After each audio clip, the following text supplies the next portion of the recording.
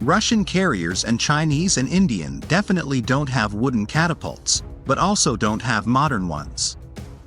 The current commissioned Russian and Chinese aircraft carriers utilize the older technology ski jump ramps for launching aircraft, which greatly limits the aircraft size, range, and ordnance load.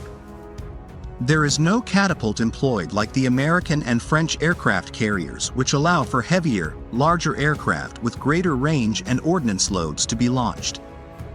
The only Russian aircraft carrier, the Admiral Kuznetsov, is currently incapable of launching any aircraft as it is in major overhaul for the foreseeable future and is a disaster, which is another whole story.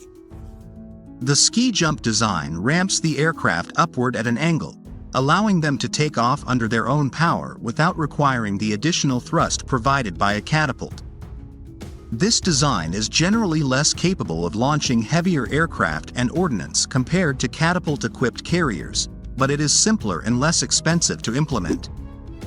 Russia have no and never had actual carriers.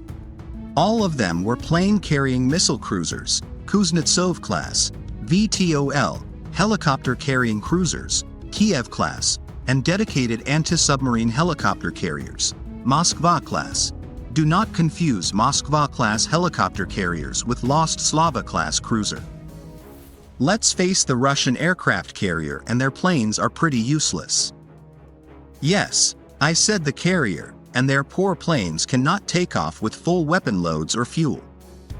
So if their mission is blow smoke and launch helpless planes, they succeed. Russia never built a catapult aircraft carrier, but the planned but never completed Ulanovska class, laid down in 1988, but cancelled in 1991 of 2 ships, were planned with catapult capabilities, as were the designed but never built Project 23,000 class.